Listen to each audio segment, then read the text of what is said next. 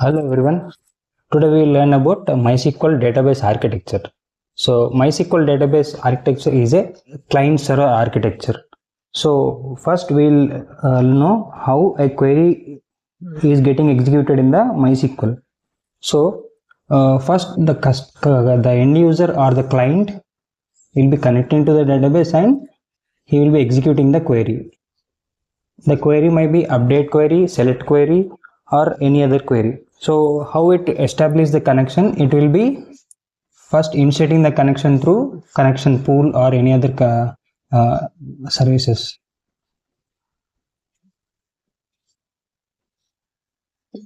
So connection pool. So next we have check permissions. Then it should check permissions.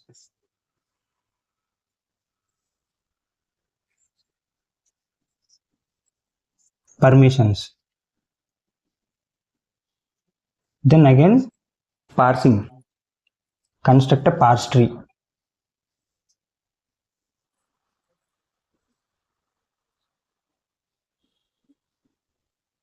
Then after parsing, optimizer, and then output.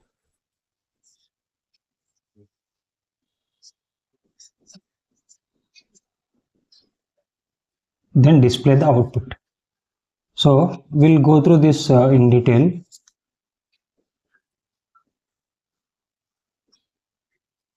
So at the beginning of this connection, it will check it will perform authentication to see whether the customer or the client user who is connecting to the database, he is logging in through valid credentials or not, valid username or password, and it is coming from the trusted connection or not. It will verify in this during this connection. So once the connection is established, it will assign a server process ID. So that server process ID is responsible for taking the request from the end user and getting the results of the end user. Until the user gets disconnected, that server process will be communicating with the end user. So next, once the user is entered into the server, and the user has been assigned a server process. So now it will check for each and every query the user executes. It will check the permissions, whether the table is available in the database or not, and also whether the user who is executing this query has valid permissions to view or update or insert this data on this table. And then once it validates the permissions on the database object, then all the permissions are fine and the user is having permission. Now it will divide that query into some tokens. So that is we call as small. It will generate a parse tree by dividing that query into the parse units, or we call as tokens. So in that way it will generate a parse tree. Then once the parse tree is generated, the optimizer comes into the picture. So what optimizer will do? Optimizer will then generate the execution plan. Execution plan in the sense the way whether here we have two cases. Suppose if the query is getting executed first time, then it will be executing the execution plan in such a way that the server process will go to the disk group, the storage disk, and then from the storage disk it will pull the data from the storage disk and it will display the output to the end user. So if suppose if the query is already been executed by some other user and the query results are already available in the memory, then the optimizer will generate the execution plan in a way that the results are pulled from the memory and then displayed to the end user. So this is how the query gets executed in the MySQL DBA. So unlike Oracle or Postgres, we don't have much background processes in the MySQL database. So it's a very simple and easily understandable architecture. So now let's see the client server architecture.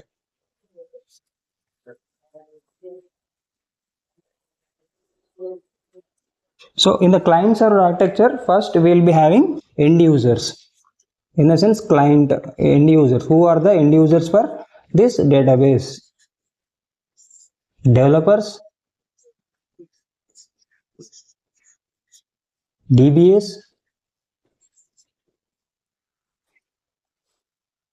application users,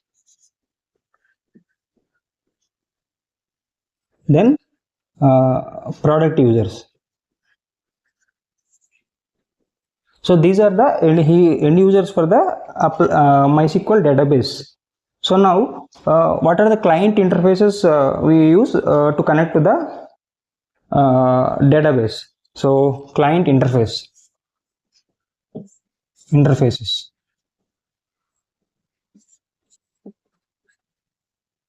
So we will be having several GUIs, and we have command line interface through which we can connect to the database, and then application servers.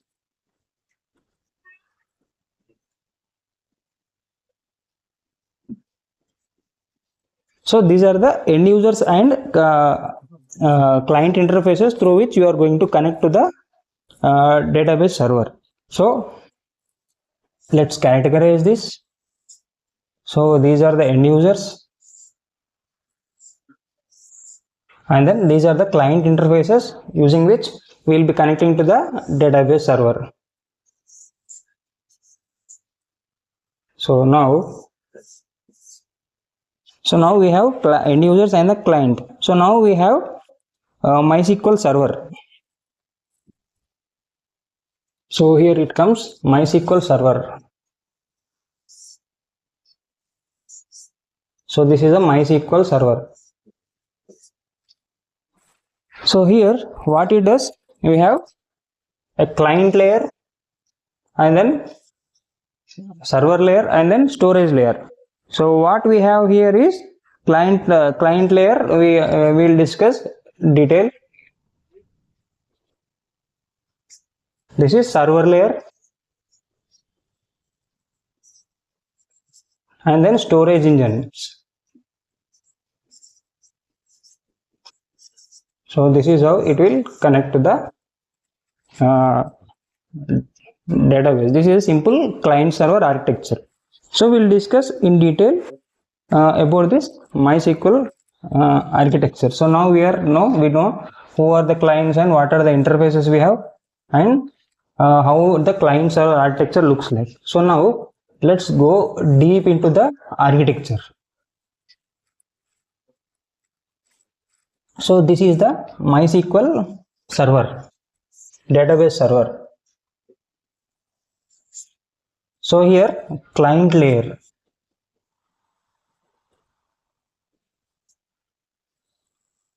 Here it is the client layer.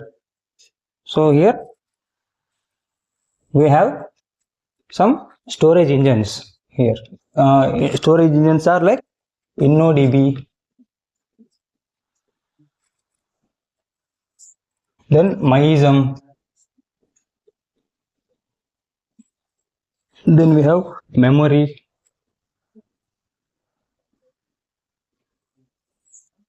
then CSV, and then archive. So here we have data files, index files, and log files. All the files will be having here. So here what we do in the client layer, in the client layer,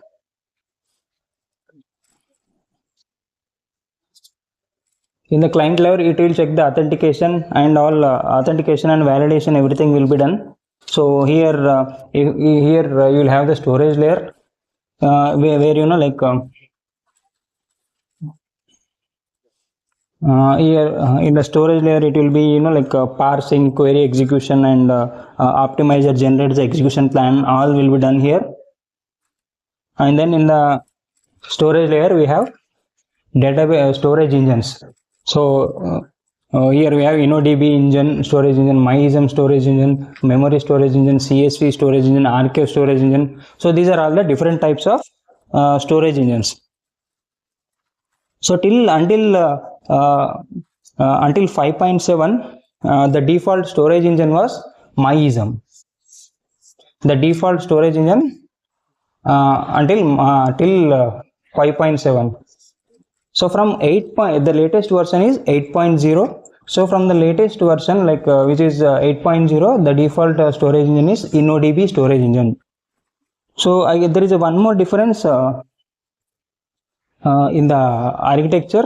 Till 5.7, in the architecture you have query cache.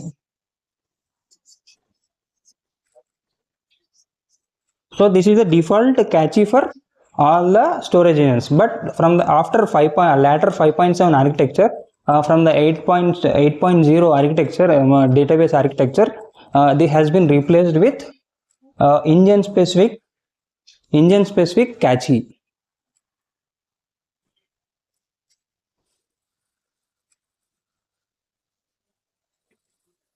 So engine specific cache. Now we'll go.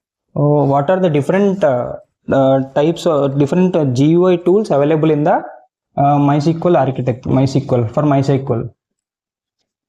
So first one is MySQL Workbench.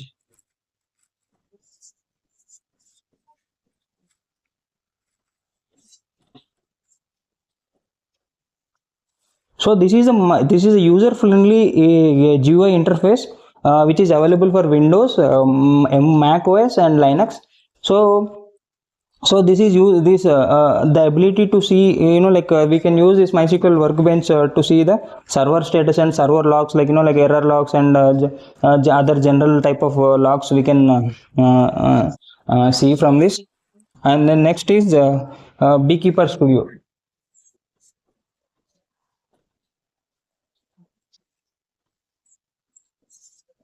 So this is one of the MySQL GUI tool which will provide SQL query auto compilation and connecting through firewalls and other works offline.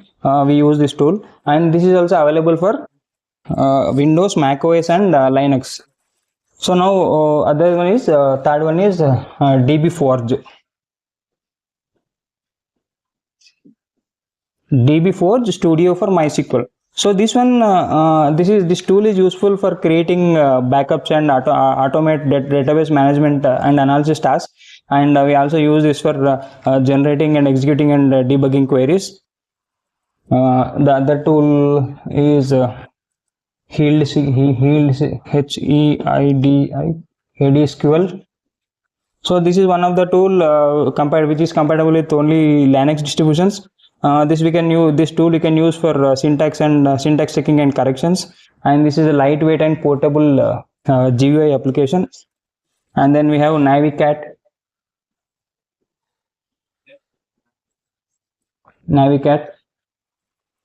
So this is also like compatible with Windows, Mac OS and Linux. This we use for like a data exportation via Excel, text, JSON and more any other format. We use this tool. It's a visual schema and query builder. And we have many other tools, actually SQL YOS, DBever, Toad, PHP MyAdmin, Edge for MySQL, SQL Pro, and there are a lot of tools, but most of them in the market mostly used is MySQL Workbench, and this is the tool, and this is the one. These are the two tools which are used in the market mostly. So these are the different types of GUI tools for MySQL database. So now as we discussed earlier, we have three layers in the MySQL database architecture. Those are like client layer, server layer, storage layer. So now let's discuss about each layer in detail. So first comes is the client layer.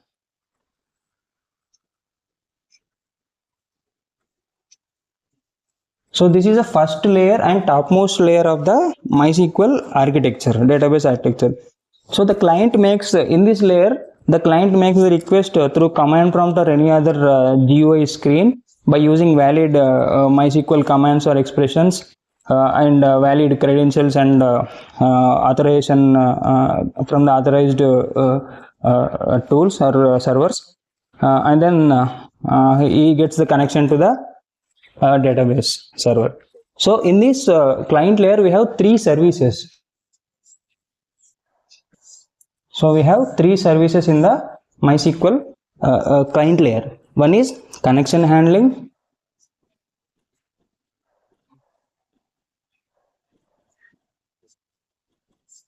then authentication,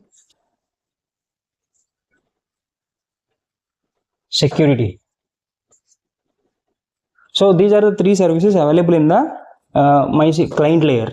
So what happens in the each each service, what will do will know. So in the connection handling, when a user sends an authentication request to the server will accept the request and the client is connected, and a server process is assigned to the user, and it will be having its own thread for its connection. So with the help of that thread, all the queries whatever the user is executing in the server will be executed and the output will be displayed. So now coming to the authentication. Authentication, it is performed on the server side. When the client is connected to the MySQL server, authentication is done with the help of username and password. Whether the user is using correct valid username or password, it will be checking in the authentication service. This service will check the authentication. So now once the user is connected and connection handling is done, now comes to the security service. So what is the security service will do? After authentication, when the client gets connected to the successfully to the MySQL server, the server will check that a particular client has a valid permissions or privileges to issue any queries on the database objects or not. This will do the security check, like whether the end user who is executing the queries has valid permissions or not. So these are the services under client layer, and this is about client layer. So now we have server layer. Second layer is server layer. First layer is client layer. Second layer is server layer.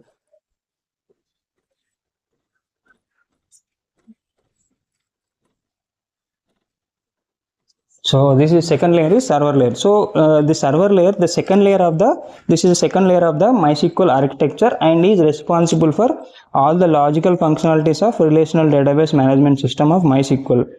So this layer of MySQL is also known as brain of MySQL architecture.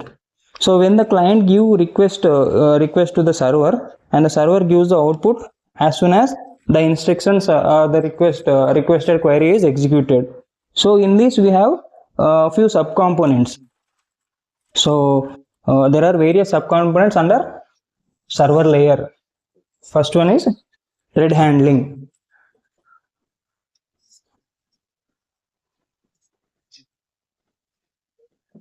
And the second one is parser. Next is optimizer. The last one is query cache.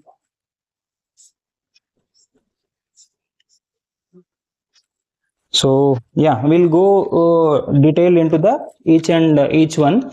So in the thread handling, when a client send a request to the server, and the server will accept that connection, and it will the connection is established, and the client gets its own connection. This thread its own connection, and this thread is provided by the thread handling of the server. So we discussed in the client layer, when a user is connected to the server, it will be having its own thread. So that thread will be provided by thread handling of the server layer, and allows and the queries of the client side, which is executed by the thread, is also handled by thread handling module. So this module, it will handle the queries executed from the client side.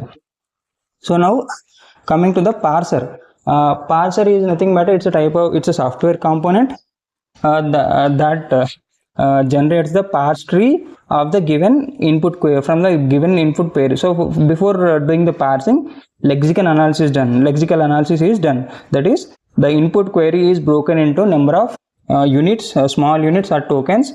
After the data is so once the query is broken into tokens, the data is available in the smaller elements.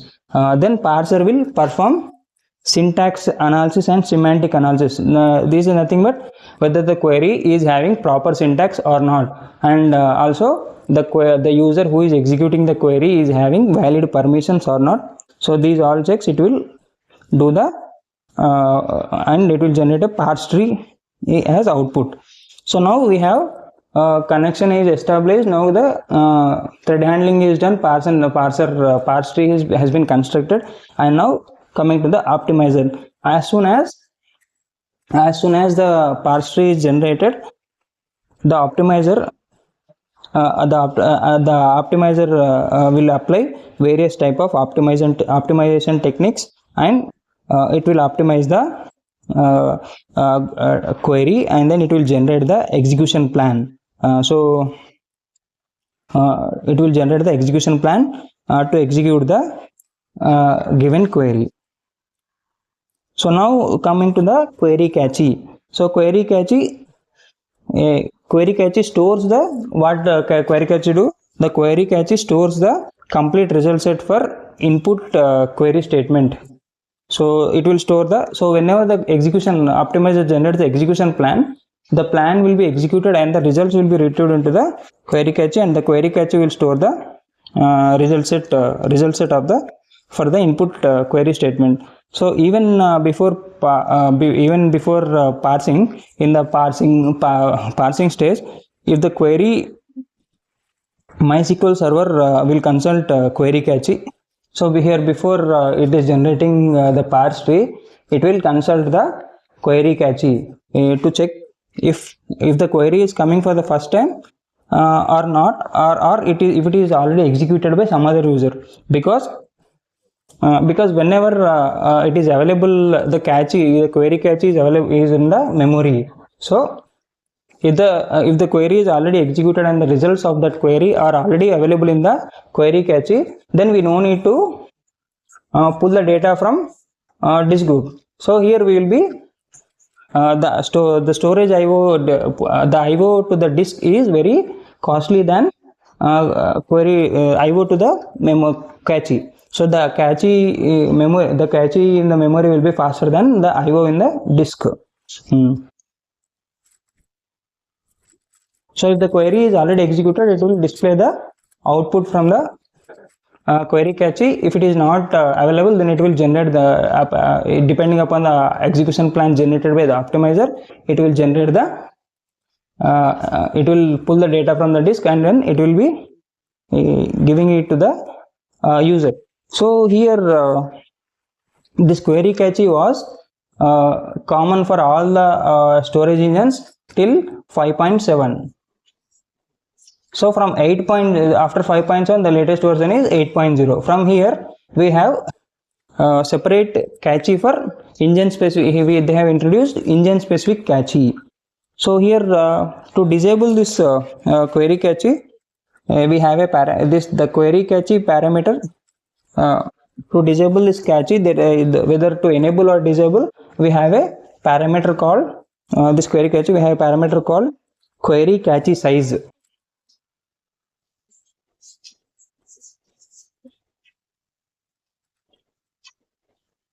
So this is the parameter we have to determine to enable or disable this cache. So if we give it if it is 0, if this parameter is 0, it is disabled. If it is 1, it is enabled.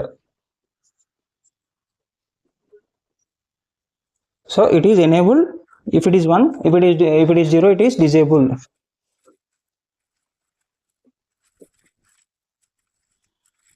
So if you want any session specific query cache, if you want to use any query level query cache enabling or disable, then we have to use SQL cache. So if you put SQL cache in the select statement or any other statement, it will use a SQL cache. It will use the query cache. If you don't want to use, if you want to forcefully not to use the disable the query cache in the SQL query, then you have to use SQL no cache in the select query.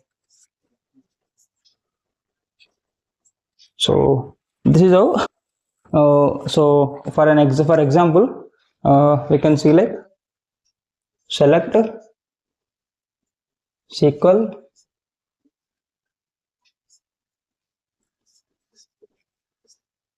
ID from customer table, EMP table or else. So here we are asking the query to use SQL query catchy. So if you mention here like underscore no catchy, it will not use query catchy. So these are the small example for query catchy. So if you want to use,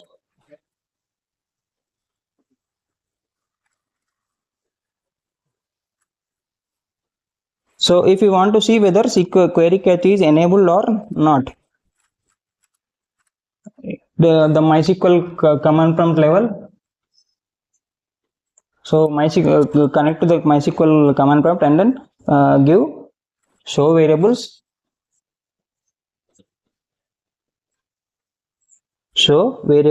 like in single quotes have underscore query underscore catch. So when this is the command how to check query catch is enabled or not. So when if you are using a MySQL binary, standard MySQL binary, the default it will be enabled.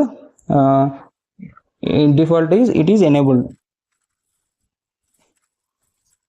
So to set the size of this query catch, there is a parameter called query underscore catch underscore size.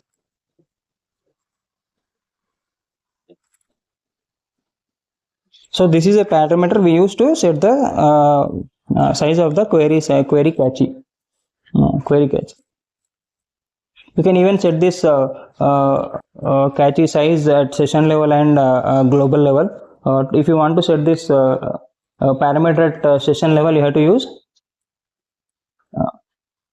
set session query level, global level, set from the SQL prompt, MySQL prompt, set global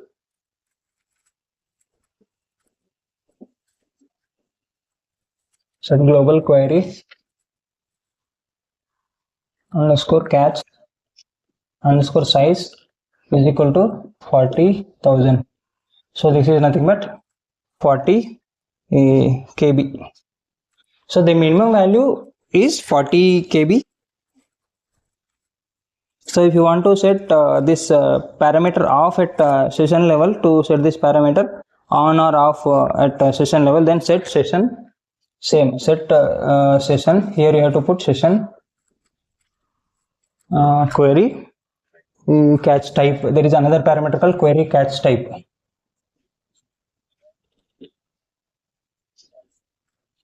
Is equal to on or off.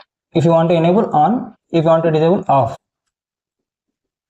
So this is how you have to do this. So if you want to monitor the query catchy performance, the command is like show state. From the SQL command prompt, you just execute show status,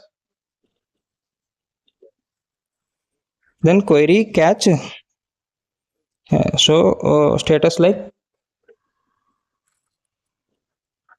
percentile catchy.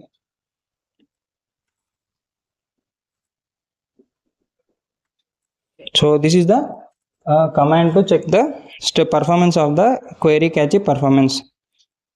So there are certain queries which are for which catchy cannot be used. Those conditions are like you cannot use. There are limitations for query catchy where you cannot, for which you cannot use query catchy. Those are if you are using any stored procedures, stored or any stored or loaded functions.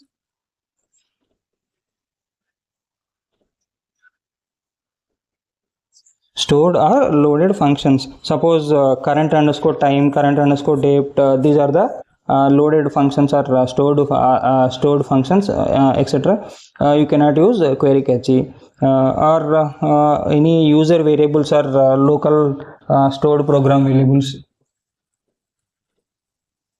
User or local stored variables. variables you cannot use. And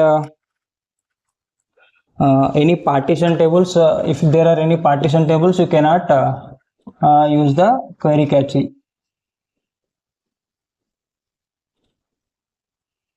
So yeah, and any internal any tables in the MySQL or information schema or performance schema, there are the default tables which will be information coming within the database.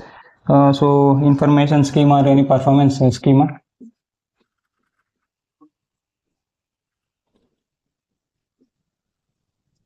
or performance schema. So here you cannot use query cache. And if any query is using like function following like any forms like select like in share mode or for update mode, lock in share mode for update, select for updates into out file into dump file, select from where auto incremental underscore call equal to null, like this you cannot use query cache. So this is all about query cache. So now we have another memory component called buffer cache, buffer and cache.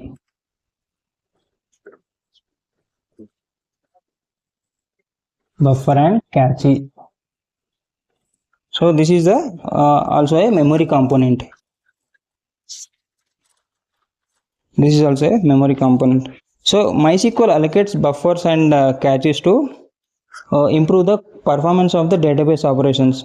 You can improve MySQL performance by increasing values of the certain cache and buffer related system variables. You can also this cache buffer cache system variables to run MySQL on various systems with limited memory. So this is we know that like for any database or any application, if you have more amount of memory, the performance of the database or application depends upon the memory. So the this is the we have buffer and cache from 8.0. So for InnoDB storage engine, as we discussed, right, in from 8.0, the query cache has been depreciated and each engine is having its own cache. So for InnoDB, we have InnoDB buffer pool for InnoDB storage engine. The InnoDB buffer pool is a memory area that holds the cached InnoDB data for tables, indexes, and other auxiliary buffers. So this buffer pool again it is divided into pages that can be potentially hold multiple rows. So for InnoDB you have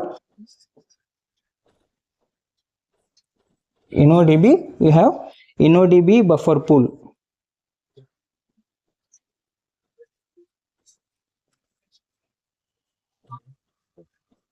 Yeah. So InnoDB buffer pool. So here the size of the buffer pool is important for any for the performance of any system. So InnoDB allocates memory for the entire this buffer pool. InnoDB allocates the memory for this entire buffer pool using at the time of the server. When you start the server, MySQL server, it will allocate the memory for entire buffer pool using malloc function. This is the function. It will allocate the memory for the buffer pool when you are using InnoDB engine buffer pool. So there is a how do you determine what is the amount of size, how do you allocate the memory for this buffer pool for this InnoDB buffer pool. There is a parameter called InnoDB underscore buffer underscore pool underscore size. So this is a parameter using which you will set the memory for the buffer pool InnoDB buffer pool size. And the recommended value for setting this InnoDB buffer pool is size is it should be 50% to 70% of your memory. It should be 50 to 70% of your memory available on the server, database server. So, and there are some systems with a large amount of memory where you can improve the performance of the MySQL by dividing this pool into multiple buffer pool instances. So what you can do is, there is a parameter called InnoDB underscore buffer underscore pool underscore instances. InnoDB underscore buffer underscore pool underscore instances.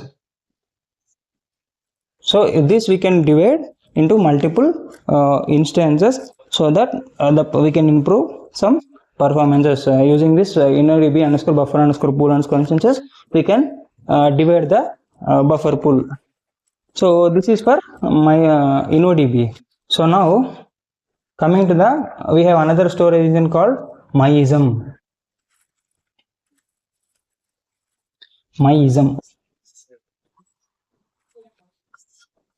So this is the another buffer pool, another storage engine. For InnoDB, we have InnoDB buffer pool memory component. So for this one, we have key buffer. For MyIsm, we have key buffer. This is the for MyIsm storage engine. So for this, we have a parameter called key underscore buffer underscore size. So if you want to allocate any memory, you have to use this. You can set this parameter.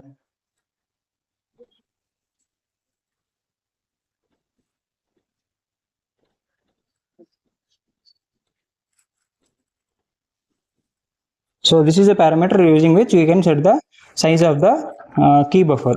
So to enable this cache for the MyIsm, we have to set the parameter called MyIsm underscore use underscore map parameter. So if you want to use cache this key buffer cache parameter, you have to set this parameter MyIsm underscore use underscore map.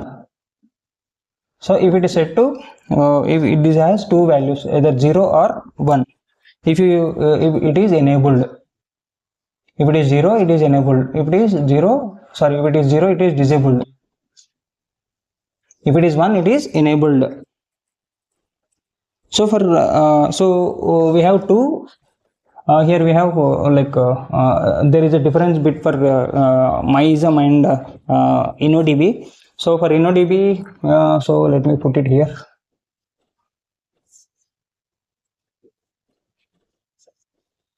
So for each table in InnoDB, it will create single file. So within this single file, we have table data, tables, indexes, dictionary. All it will be maintaining in the single file. So for whereas coming to the MyIsm, it will have 3 files. One is for table, another is for index, another is for dictionary. So this is all. This is a small difference between InnoDB storage engine and MyIsm. So whereas when coming to the InnoDB, it will maintain all the tables, indexes, and dictionary objects within the single file. So this is a file, one file per one table, one file per one table for InnoDB, and for MyIsm it will maintain 3 files for each table. So one file will be having data, one file will be having indexes, and then other table will be having dictionary for that particular table. So for MyIsm tables, whenever the server opens index file, data file, and dictionary file for each concurrently running thread that access any table, MyIsm tables. So there are some internal tables for MyIsm. So for any database, we'll be having some temporary tables which will be created when the user gets connected, and it will be cleaned up automatically when the user logs out or the session goes out. So here we have we have here the temporary tables will be becoming physical. That here we have a parameter called temp underscore table underscore size. What is the parameter? Temp underscore table underscore size. Suppose if we set this parameter to 1 GB, then if any of the temporary tables grow till this 1 GB and increase beyond this 1 GB, then the MySQL will automatically convert these temporary tables into physical tables, and it will allocate the and that tables will use the MySQL storage engine. So for these are the for temporary table spaces. For any memory tables which are created explicitly using create table command, it will use only there is no it can grow and there is no need to convert these tables to physical format. So there are, how do you determine this one? So we have two parameters called temp underscore table underscore size and we have another parameter called max heap table size. Max underscore heap underscore table size. So these are the two parameters. So for the temp underscore table underscore size will determine the memory, like the till what extent it can grow, that will be determined. And for other any tables created using create table syntax, it will only this parameter should be enough, and there is no need to set this parameter temp underscore table size. For only this is only for create table syntax commands. So this is all about MySQL storage engine. So yeah, so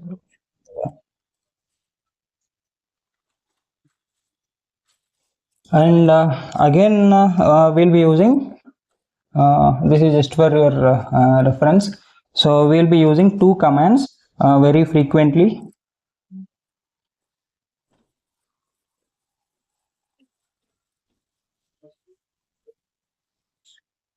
So in MySQL we use two commands very frequently: flush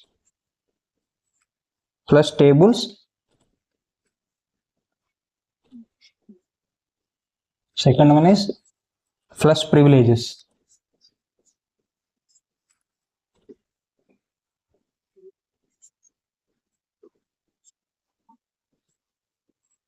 So why do we use this command? We use this command to so whenever as we discussed previously, for each and whenever each and every table will have one file in InnoDB and maintain three files in MySQL storage engine. When you are using MySQL storage engine, it will use three files. It will maintain three files for MySQL storage engine. So whenever a query is executed, it will open those files to retrieve the data. But when it opens the tables, it will not close those files. So so if you want to close those files manually and release some unused memory, you execute these two commands: flush tables and flush privileges.